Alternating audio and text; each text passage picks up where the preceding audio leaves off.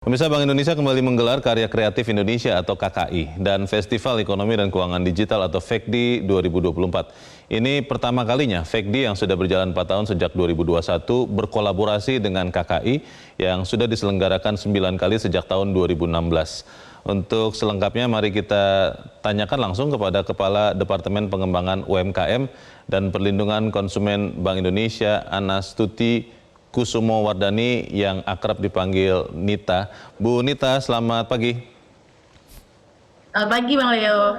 Ya Bu Nita, ini FEKDI untuk pertama kalinya akan berjalan bersamaan dengan KKI. Tetapi sebelumnya saya ingin tahu lebih dulu, kalau Bank Indonesia menilai seperti apa kondisi usaha mikro, kecil, dan menengah saat ini, dan bagian mana yang mungkin bisa dibantu dengan maksimal oleh Bank Indonesia beserta stakeholders-nya, Bu Nita. Oke, thank you. Jadi UMKM di Indonesia terus mengalami perkembangan yang baik dari sisi jumlah, pemanfaatan teknologi, dan juga dari sisi diversifikasi usahanya. Dari data UMKM binaan Bank Indonesia, kita bisa mencatat adanya kenaikan 19% UMKM yang sudah siap ekspor.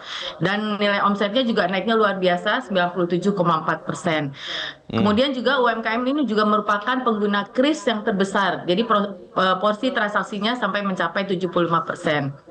Berbagai kebijakan dan program terus dilakukan oleh Bank Indonesia untuk pengembangan UMKM, terutama untuk meningkatkan kapasitas usaha, peningkatan akses pembiayaan, dan juga perluasan pasar UMKM baik di pasar domestik maupun di internasional.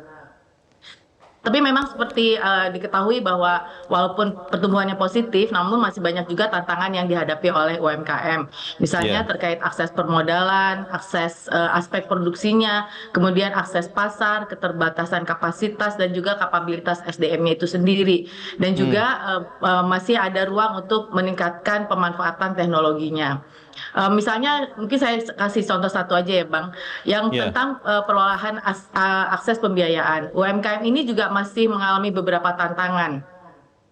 Antara lain kurangnya pengetahuan terkait keuangan, membuat laporan keuangan dan sebagainya, dan juga dari sisi lembaga pembiayaannya juga mempunyai informasi yang terbatas mengenai profil dari UMKM yang layak dibiayai, dan juga masih adanya persyaratan-persyaratan yang rumit dan juga mensyaratkan agunan yang tinggi.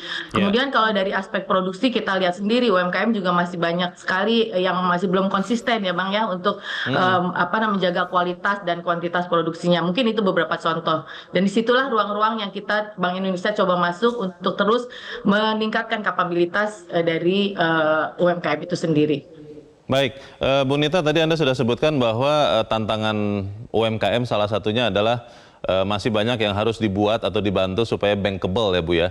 Tapi satu lagi tantangan di era digital Bu, ketika kebanyakan kita sekarang mulai beralih ke digital, disebut-sebut bahwa pengusaha Indonesia terutama UMKM itu cukup banyak yang sulit untuk bergerak ke digital. Bahasa anak mudanya katanya gaptek begitu Bu Nita, katanya itu ya. Tapi pertanyaannya bagaimana Bank Indonesia bisa membantu UMKM untuk bertransformasi ke era digital ini? Karena kalau tidak bisa ketinggalan. Bagaimana Bu Nita? Iya betul. Jadi salah satu capacity building yang kita lakukan kepada UMKM itu adalah juga untuk melibatkan mereka untuk lebih melek digital gitu. Yang dengan perkembangan penggunaan kris itu juga sebenarnya itu merupakan salah satu bukti ya bahwa edukasi yang kita lakukan kepada UMKM untuk menggunakan platform sistem pembayaran secara digital itu sudah berhasil. Namun satu lagi tantangannya sebenarnya terkait dengan belum optimalnya mereka menggunakan kanal-kanal e-commerce seperti itu. Jadi kalau ada data yang kita peroleh dari Big E-commerce tahun 2023 itu memang penggunaan online shopping itu masih cukup rendah gitu ya. Jadi itu merupakan hal-hal yang perlu kita tingkatkan lagi. Jadi fokus kita nanti Bank Indonesia juga akan terus memberikan capacity building kepada UMKM untuk terus memanfaatkan digitalisasi ini sebagai upaya meningkatkan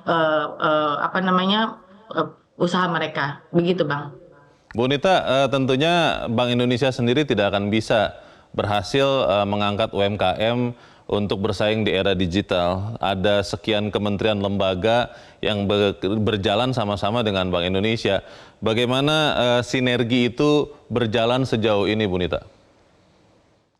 Ya, betul sekali bahwa kita tidak mungkin membangun atau mengembangkan UMKM secara sendirian.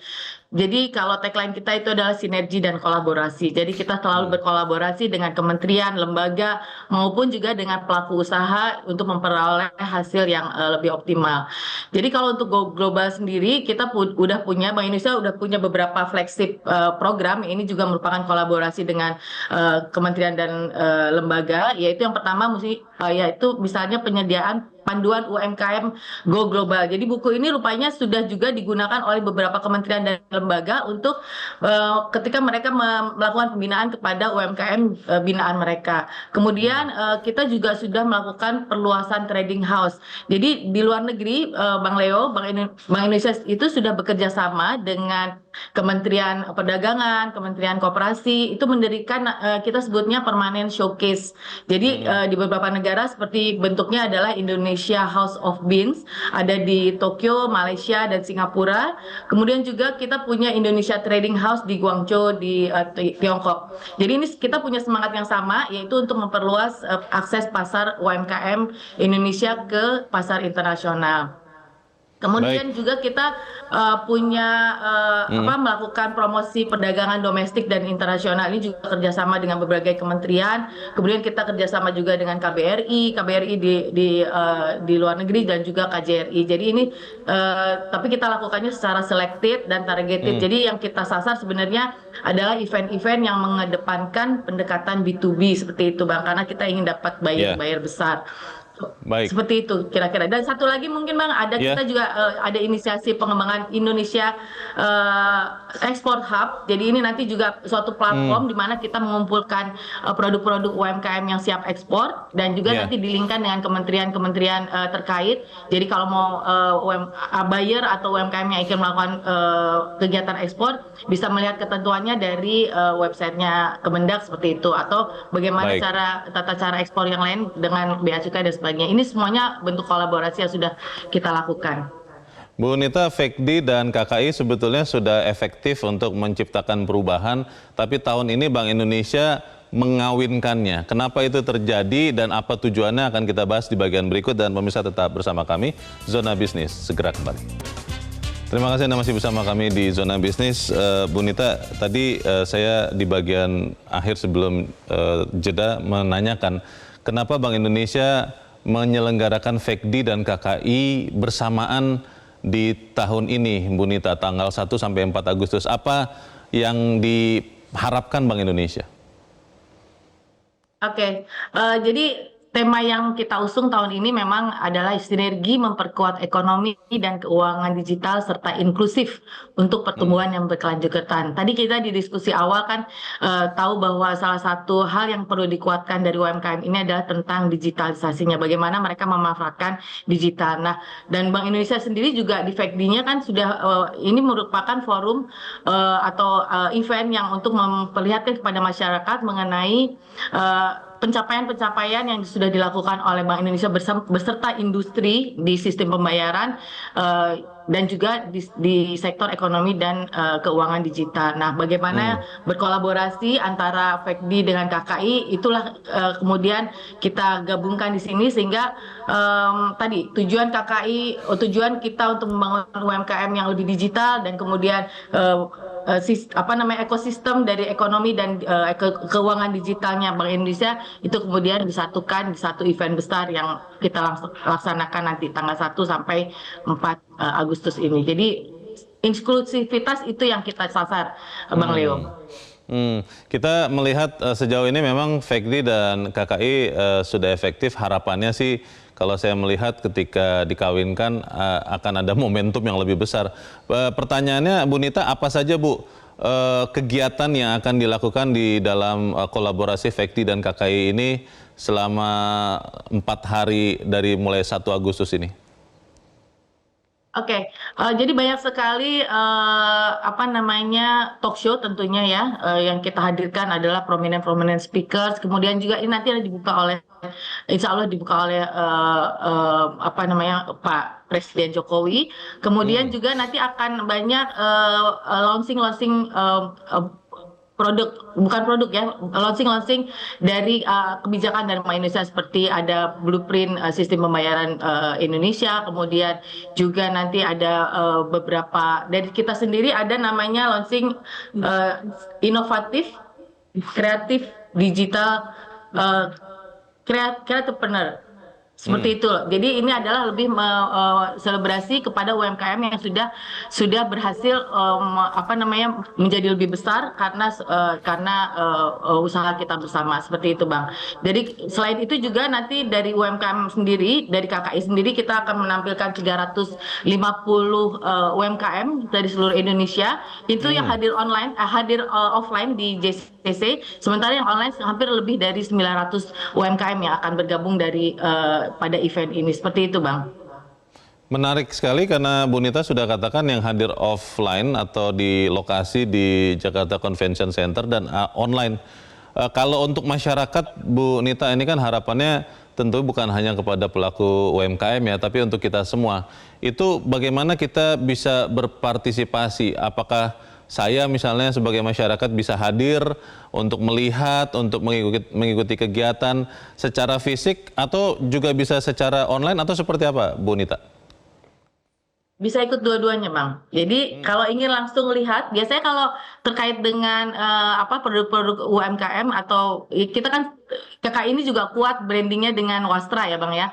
Itu biasanya orang pengennya pegang gitu ya, pengen kemudian Iya. dipantas-pantasin langsung ke badan, seperti itu. Itu saran saya adalah hadir langsung ke JCC. Tapi kemudian kalau ingin karena waktunya terbatas, bisa juga langsung masuk ke website kita, ke Karya Kreatif Indonesia. Di situ kita bisa masyarakat juga bisa langsung membeli produk-produk yang ada di website tersebut gitu. Jadi Hmm. bisa langsung order ke UMKM-nya secara langsung. Seperti itu, Bang. Dan jangan Itu lupa di situ nanti banyak juga ya. makanan-makanan dari daerahnya Abang Leo. Jadi kita sekarang ini temanya KKI adalah Sumatera Utara, Bang. Jadi Abang Oh. jangan sampai kelewatan. Ya, Bu Nita boleh diulang lagi Bu, kalau untuk masyarakat Indonesia yang ingin ikut hadir tapi mungkin terbatas untuk hadir secara fisik, bisa melihat atau mengikutinya lewat situs atau lewat akun YouTube atau lewat mana itu, Bu Nita? Boleh diulang, Bu? Kalau untuk belanjanya itu bisa langsung masuk ke www.fekdi-kki.co.id. Nanti di situ juga ada link langsung ke websitenya KKI. Di situ ada Hmm. banyak sekali produk-produk UMKM yang bisa Hmm. langsung diorder. Ordernya langsung ke UMKM, jadi langsung bisa Oh. tawar-tawaran dengan UMKM-nya. Oke, untuk yang hadir secara fisik, besok bisa langsung hadir atau ada prosedur tertentu, itu besok mulai jam berapa ya Bu di JCC, biar masyarakat bisa rame-rame datang ke Fekdi dan KKI ini? Ya, mulai tanggal 1 masyarakat bisa hadir mungkin sekitar jam 12 sampai jam 1 siang, karena paginya masih ada opening ceremony dulu. Kemudian Hmm. nanti terbuka untuk umum mulai jam 1 sampai jam 1 tanggal 1 Agustus sampai jam 4 sore. Oh ya, jangan lupa juga banyak sekali artis. 9. Baik. Tiap hari sampai jam 9 malam. Jadi nanti juga banyak artis-artis yang akan mengisi acara di sana. Baik, berarti selain melihat bagaimana pengembangan UMKM, karya kreatif Indonesia, tapi juga bisa dihibur oleh sekian Betul. penampil yang ikut hadir di Ya. acara itu. Kita harapkan Fekdi dan KKI ini berhasil. Terima kasih Kepala Departemen Pengembangan Amin. UMKM dan Perlindungan Konsumen Bank Indonesia, Anastuti Kusumowardani, sudah mencerahkan kami. Selamat pagi, Bu Nita. Jelajahi cara baru mendapatkan informasi. Download Metro TV Extend sekarang.